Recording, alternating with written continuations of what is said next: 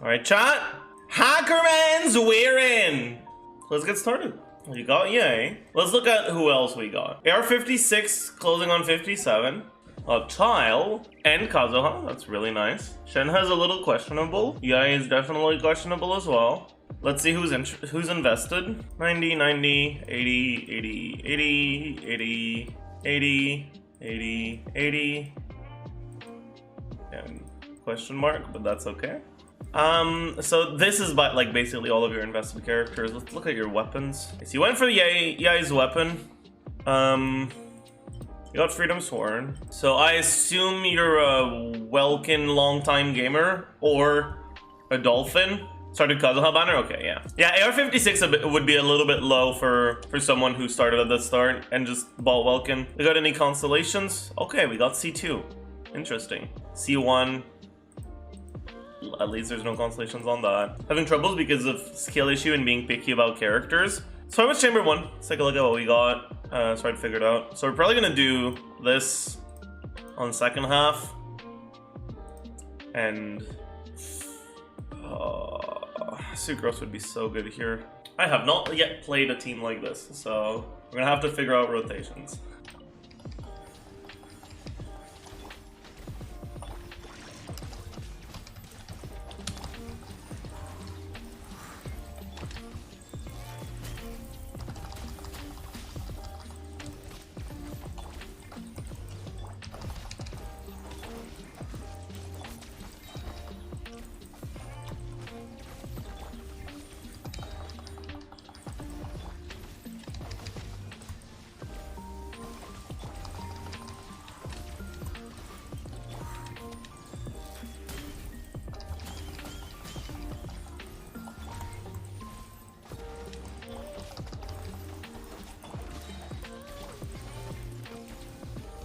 Is he gonna... He's not. Bruh.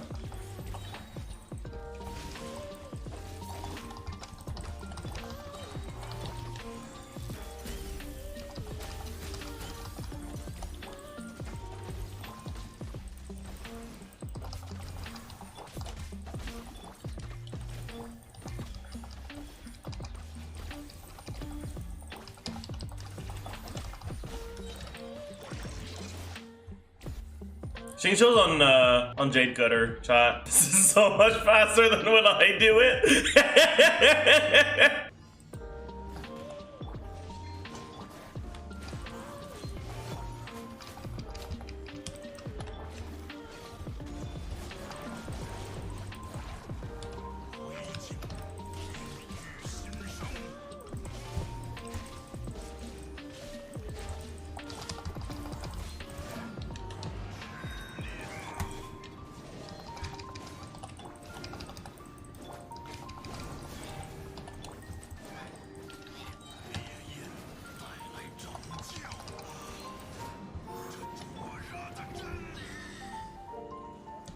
Oh, I missed.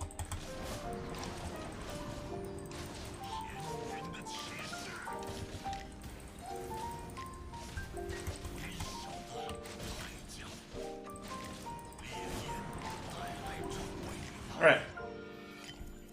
So we can do this pretty comfortably. Child eats Pyrolector alive. He really does, yeah. The two teams that deal with the Pyrolector the best are any Child team, because Child does it himself at about that speed, or something like Raiden National, because Xingqiu does it like about 2/3 of that speed, and then Raiden is doing the other third. For the next one, we're probably gonna do same first half, slightly different second half. Honestly, I should have kept going, because that team would have been fine to get the third chamber, but the teams I'm gonna do now won't be. And whatever. Oh yeah, for this one, I mean, since we're not using Kazuha, might as well do this, right?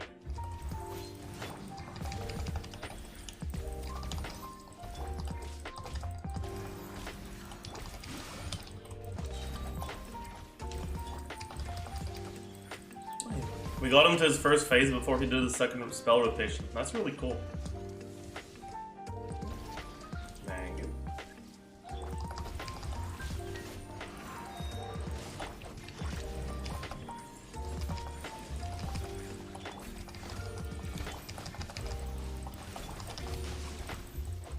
I'm gonna make sure we finish with our bursts up. Not quite, but Good enough. Yeah, this is C2 Yae and C1 Kazuha.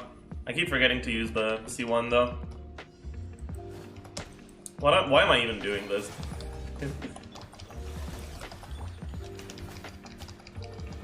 I don't even have VV, but I'm just too used to doing the VV setup.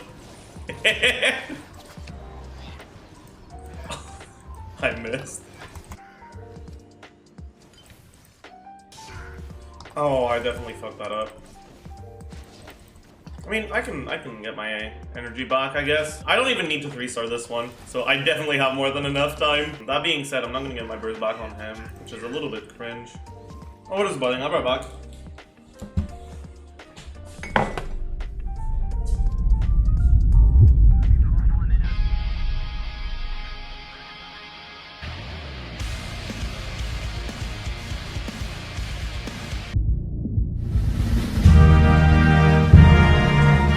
I'm back. No more hardos. Thank you, chat. You're well behaved today.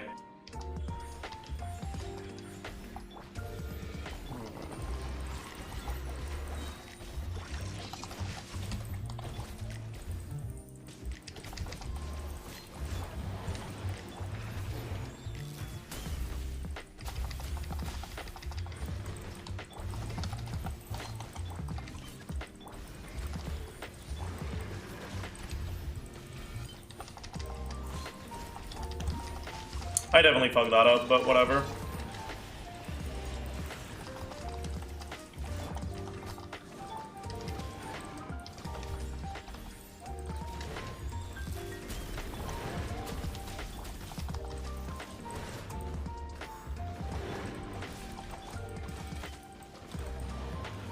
Hey.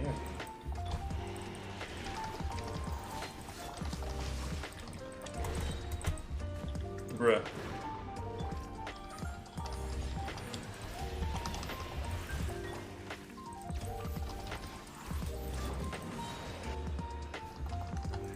Oh no, come on! Okay, good. Bye, have a great time. Okay, I fucked that up so bad. Holy shit. Why did they... Bro, it fucking pushed me out of it. That's kind of cringe. Bro, I fucking dodged. Alright.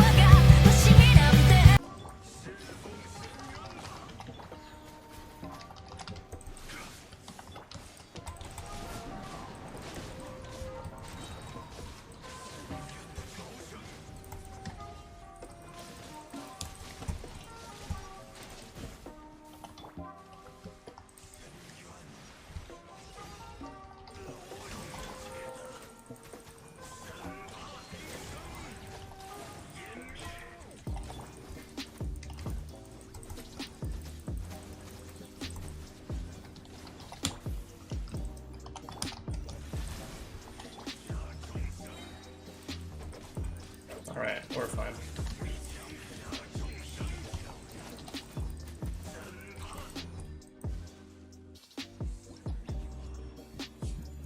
We should be able to get it done on this attempt.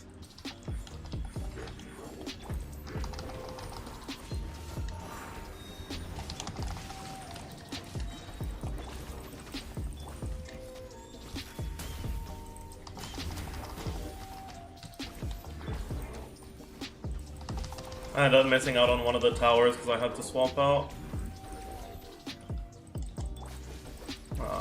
Unlucky.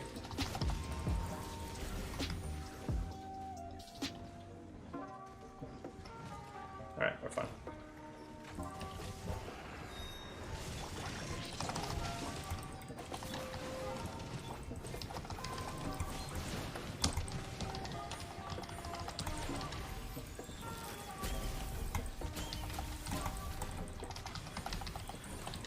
Oh my god, this is so rough. I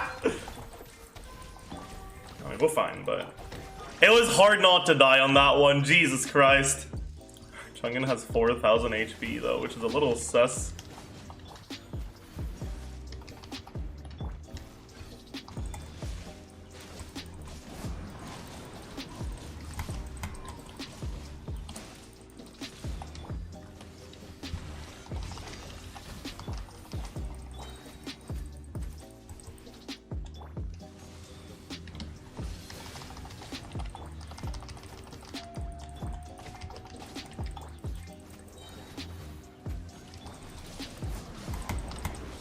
I'm dog shit at this game.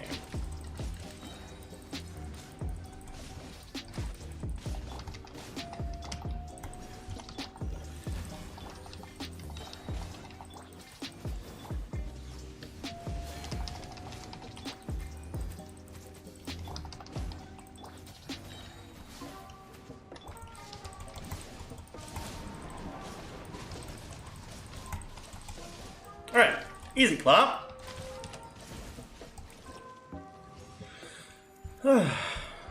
You're seeing damage numbers you didn't even know were possible? Alright, I got bad news for you. I don't have an animal unit in this team. This is your account. The only way you could have not known these damage numbers were possible is if you've never snapshot your Bennett buff on Xiangling before.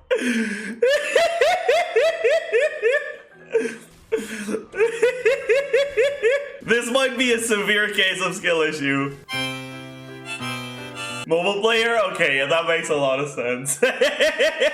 No, but your account is pretty strong. There's definitely a few things that are suspicious among us. Definitely a few things. I thought you had to snapshot Xiangling burst into Bennett burst instead. Yep, true. I mean, how else are you gonna get Xiangling C6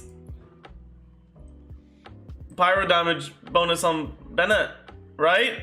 So why did you go for Shenhe? Was that intentional? Or was the Shenhe not intentional? It wasn't intentional? Oh, wow. What the fuck?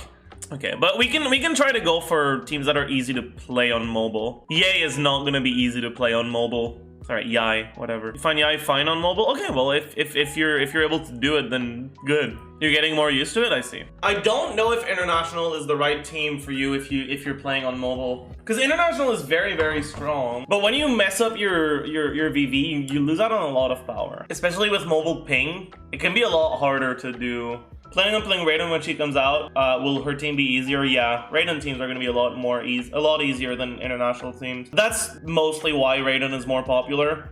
And she's a lot easier to play, so it's more consistent. Her results are more consistent for players, so they end up gravitating towards her a lot more. So, if you were to go for Raiden, what would you want to do? Probably, let's use Sarah as a placeholder for Raiden, because we're not building Sarah. Okay, so usually I would either go Fischl or Xingqiu in the last slot, but if you leave both Fischl and Xingqiu open, we can do the team that you were already doing with this on the other side, and so we're probably going to go for Xiangling here. These are probably the teams that I would do once you get Raiden, if you want to have teams that are relatively easy to play.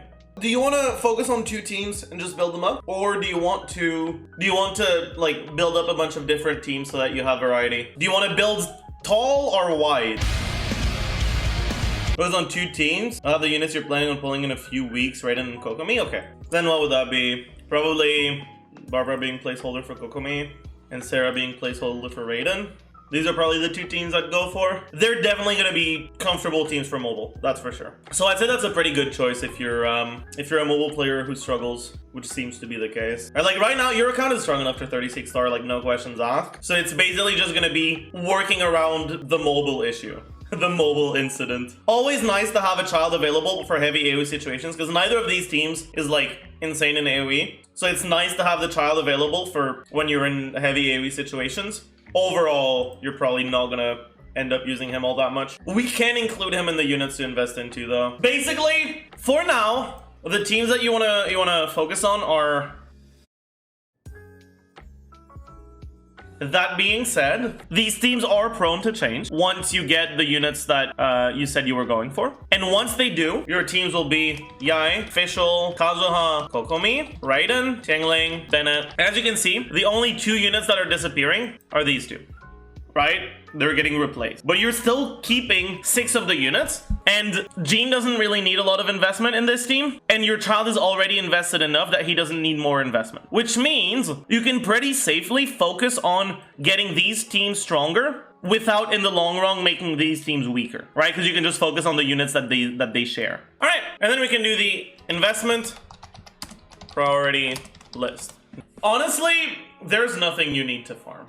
Like, unironically, your account is already stacked. The only upgrades you can get are a small upgrade on Fischl, small upgrade on Xiangling, level up Ye's talents when you can, and that's basically it. The rest is purely and entirely skill issue. So like this is fucking 210 crit value with a pretty decent amount of attack percent. This is like 180, but you've got a lot of ER subs and attack percent subs. So like that's really fucking good. This is just not fucking okay. This is a little bit illegal. This is the amount of ER I have when I go for fucking Geo Goblet or like fucking like Animal Goblet 2-piece Petra on my Bennett with like a 2-piece emblem. And you just have that on Noblesse with the right main stats. I mean, I guess technically this could be a crit rate circling. Of course you have 220.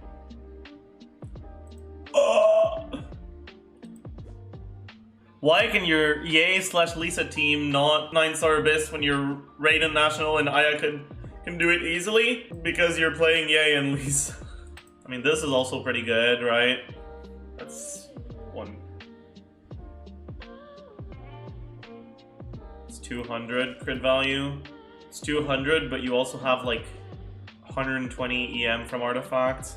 I guess the ER is relatively low. And I guess no, you're gonna go for Raiden National, right? Because usually when you go to like 220-ish, it can make up for you missing like one Bennett E funnel. With Raiden National, it's hard to mess up, so you're gonna be fine. And then this is your Raiden artifacts. Fucking hell, dude. This is not a crit weapon, chat. These are natural stats. But yeah, your artifacts are incredibly fucking good. And you've basically invested into the right things for your talents mostly, and into the right units. At this point, right, there's a few things to improve. But other than that, it's really just learning the rotations and practicing them. I swear it's not a flex review. You can check my Abyss history. Unfortunate. Okay, let's order them from most important to least important. So first things first is getting that fucking wave breaker leveled. I mean, these things are also things you want to do as soon as you can, but obviously right now you can't do them. But as soon as you get the weekly mass, you do them. Then Fischl, then Xiangling, then EMVV, then Emblem. This is like the shortest investment priority list I've ever done on a review. I feel a little bad because there's not much to improve on your account. So there's not much for me to say. I watched my stream a lot, so it helped. Paul. Following since June, with only 260 messages, so I guess you're more of a lurker. But I mean, lurkers are pog as well. This makes me laugh a little bit. It's just a lot of people arrive, cat jump, people arrive, challenge, people arrive, people. Oh, very pog. Okay, so let's go through rotations. This team, pretty fucking straightforward. The main things to keep in mind is you want to have Oz out as often as you can. You always want to have 3 totems out, and you want to weave in normal attacks as much as you can because of Xingqiu, and you want to keep uptime on VV. You do this, right? So keep uptime on VV. Okay, so now we don't have 3 totems, so we put 3 totems again. Now we want to keep uptime on VV, so we're going to do this again. Funnel it to Xingqiu. Then Oz should expire real soon. So we want to put him back down. Then you can go back to Yai. Xingqiu. VV uptime. Yai's burst should be available. But those are like the main things you gotta keep in mind. Like, your normal attack doesn't have to go through for Xingqiu's swords to go through. If I do this, right? And I cancel my normal attack, the swords still go through. Even when the electro damage doesn't, right? And in a team like this that has a lot of animations and a lot of long animations, if you don't want to miss too many Xingqiu swords, you're gonna have to do that shit really often. You start with Xingqiu Q, auto E, then you do Kazuha, auto E, auto Q, auto E, auto Q, auto Q, auto E. Auto E, auto E, right? Like, you always want to have an auto right before you cast your stuff. Once you get your Kokomi though, your rotations are going to change. I'm still not entirely sure about how you want to do your rotations on EA Kokomi, because I'm still not entirely sure what weapon you want to go for on Kokomi. I think that both TTDS and Hakushin Ring are really good. I'm not sure which one is better. The main problem I have with TTDS in this team is it kind of fucks over your rotations, right? So I'll show it with Barbara, try to illustrate the point. If you have TTDS and you do the usuals, this, swap into Kokomi, drop her E, usually what you'd want to do next is swap to Kazuha. But if you do that with TTDS, you're going to give Kazuha the TTDS buff. So this rotation can't work because you don't want to give Kazuha the TTDS buff. And so what you would have to do is start with Kokomi and drop her E and then do this. But actually, okay, to show it properly, let's actually... Oof, I almost died. You see, it has a 27-ish second cooldown.